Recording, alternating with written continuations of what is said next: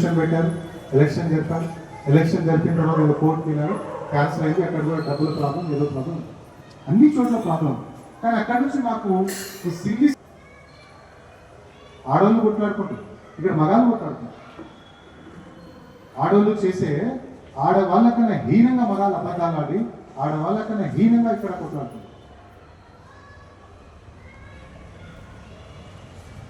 మనం పొద్దున exam morning వచ్చాం, సాయంత్రం పని చేసుకోవాలా, మళ్ళీ సాయంత్రం వచ్చుకోవాలా. మన పిల్లలేంది, మనమేంది, మనం ఎట్లా ఉండాలా, మన ఇల్లేంది, పక్క వాళ్ళతో మనం ఎంత మంచిగా ఉండాలా, మనం ఏం నేర్చుకోవాలా అని పెట్టుకొని జీవిస్తాం.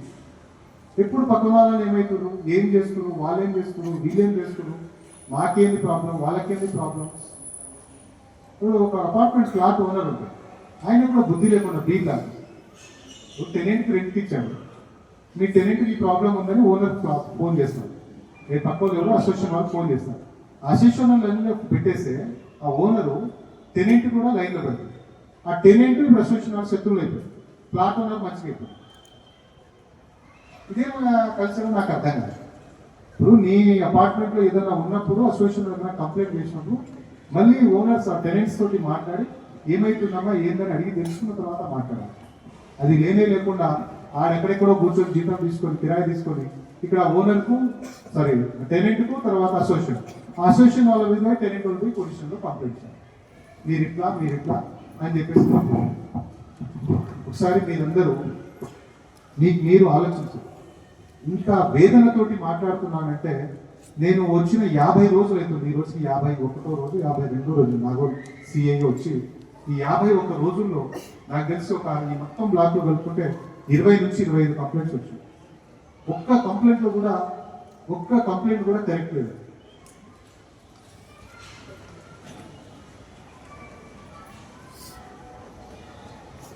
మరి మీకు ఇచ్చిన ఇల్లు మొత్తాన్ని గురించి మీరు మంచి చూసుకోవడానికి ఇక్కడికి వచ్చారో, ఈ ఉన్న మొత్తం బ్లాక్లలో ఉన్న ప్రాబ్లమ్స్ అన్నింటినీ సాల్వ్ చేయడానికి వచ్చారో నాకు అర్థం కాదు.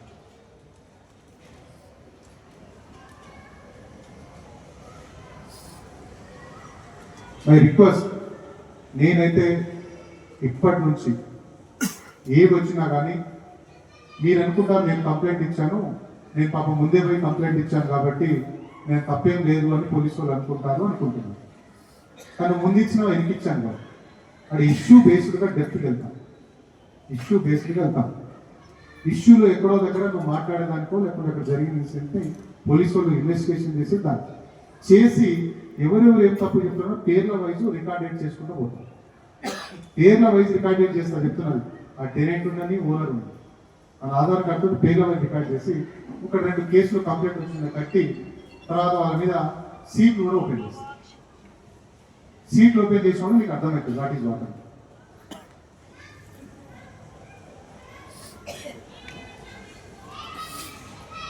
బండి తోలేటోడికి తెలుస్తుంది కష్టమైంది. బస్సులో కూర్చున్నోడికి ఏం అర్థం కాదు, ఏమో ఎన్ని గతుకులు ఎందుకు కొడుతున్నావు. ఫ్లైట్ చేసేటోడికి పైలట్కి తెలుస్తుంది ఏం కొడతాము, ఎందుకు కొడుతున్నావు అనే సంగతి ఆయనకి తెలుసు తప్ప నీకు తెలియదు. ఏదో వీడు చేయడం రాలేదు.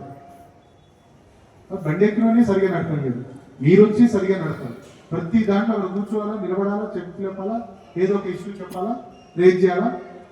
నువ్వు మాట్లాడితే ఇక్కడ అందరూ చూసిన గొప్పగా మాట్లాడిన సూర్యనాయకుని గొప్పగా మాట్లాడినాను అనుకుంటాం, కానీ నీ గురించి ఎంత చెడుగా మాట్లాడినా అనేది మిగతా వాళ్ళు కూడా ఆలోచిస్తున్న సంగతి ఆలోచిస్తాం.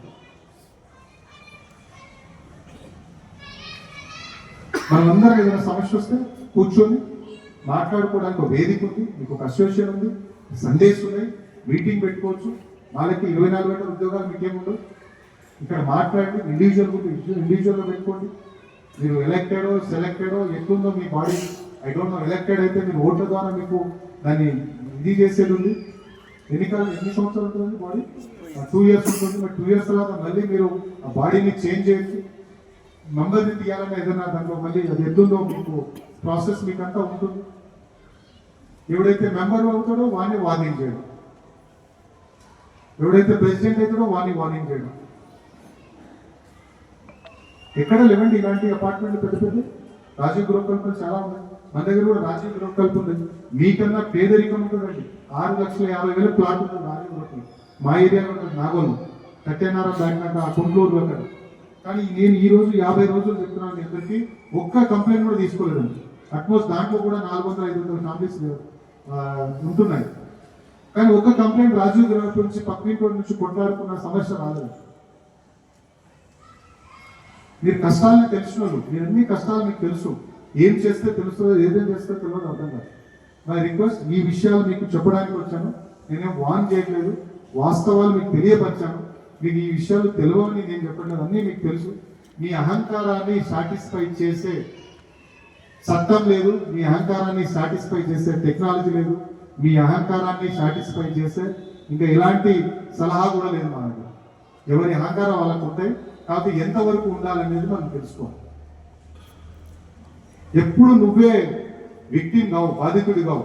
ఒక్కోసారి నువ్వు కూడా నేరస్తుడు అవుతావు, నువ్వు కూడా నిందితుడు అవుతావు. అప్పుడు నీకు తెలుస్తుంది అవతలని బాధ ఏంటి. అర్థమైందా? అవతలని బాధ నువ్వు కూడా నిందితుడు అయినప్పుడు తెలుస్తుంది.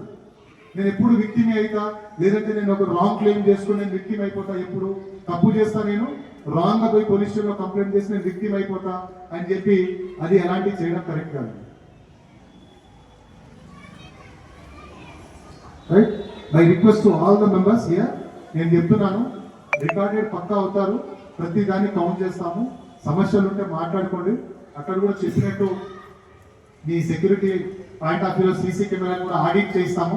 ఎన్ని కెమెరాలు ఉన్నాయి, ఎక్కడెక్కడ ఉన్నాయి, మా టీం వచ్చి చేస్తారు.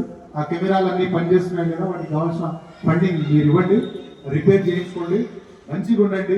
మమ్మల్ని పిలిచేటప్పుడు నేను గణేశులు చేసినా, ఇంకా దుర్గామాత చేసినా, లేకపోతే December 25th మీకు క్రిస్టియన్ ఫెస్టివల్ క్రిస్మస్ చేసుకున్నా, ముస్లిం ఫెస్టివల్ చేసుకున్నా, మమ్మల్ని మేము వచ్చినామంటే మీతో ఆనందంగా పంచుకునే పరిస్థితి మీరు కల్పించాలి. పోలీస్ ఆఫీసర్ అందరూ నాలాంటి వాళ్ళు ఇక్కడ జీవిస్తున్నారు, వాళ్ళందరి దగ్గర పోయి నేను గంట సేపు మాట్లాడి వాళ్ళతో పండుగలో పాలు పంచుకోవాలి, కలుసుకొని తిరగాలనే తత్వాన్ని మీరు మాకు అవకాశాన్ని మీరు మాకు కల్పించాలి. కానీ మీరు అది కాకుండా నేను ఇవాళ వచ్చి ఏదో మీ మీద కొంచెం గట్టిగా కొంచెం నొక్కి మాట్లాడే పరిస్థితి ఉన్నానంటే నేను 50 రోజుల్లో ఏం చూశాననేది నాకు అర్థమవుతుందని మీరు అర్థం చేసుకోండి. నీ బాధ నువ్వేరా, కొట్టినోడు కొట్టించినోడు ఇద్దరే రా. దాని వెనుక ఇంకొక సంఘం ఏర్పడి అటు సైడ్ ఒక ముగ్గురు ఇటు సైడ్ ఒక ముగ్గురు మాత్రం రాకండి, ఓకేనా? ఇప్పుడు వీళ్ళిద్దరు ప్రెసిడెంట్లో చైర్మన్లో ఎవరో ఉంటారు, వీళ్ళు కూడా ఏమి నీకేదో సర్వీస్ చేద్దామని అనుకుంటున్నారు. నువ్వు ఇచ్చి ఇక్కడ కూర్చుంటే నీ కష్టం తెలుస్తుంది. అడిగే తరీకాలో కూడా ఉంటుంది. మీ లెక్కనే చేసుకుంటారా, అసెంబ్లీలో గొడవలు పెట్టుకుంటారు, కొట్టుకుంటారా, అడుగుతారు, అవునా నువ్వు ఇది చేసినావు ఇది తిన్నావు అంటారు. మళ్ళీ వీడు అడుగుతాడు, వాడు చెప్తాడు, దానికో మధ్యలో మనిషి స్పీకర్ కూర్చుంటాడు చెప్తాడు. అలా మీరు కూడా రేట్ చేయండి, దాన్ని నోట్ చేసుకుంటారు, అది అవునా కాదా అని వేరే వాళ్ళకు కూడా అర్థమైతే చేస్తారు. సిల్లీ థింగ్స్ కంప్లైంట్స్ వస్తే మాత్రం నేను కూడా చాలా సీరియస్ తీసుకున్నాం. నాకు కూడా సమాజం మీద పరిపూర్ణమైన అవగాహన ఉంది, ఎందుకు జరుగుతుంది, ఎవరు చేస్తున్నా నాకు కూడా అర్థమవుతుంది. నేను దానికి కట్టుబడి ఉంటాను. మీరు కూడా అందరూ సహకరించాలి. నేను నాకు రాబోయే రోజుల్లో సహభావన డి బ్లాక్ నుంచి ఎలాంటి కంప్లైంట్స్ రావద్దు, సి బ్లాక్ నుంచి ఎలాంటి కంప్లైంట్స్ రావద్దు, ఓకేనా?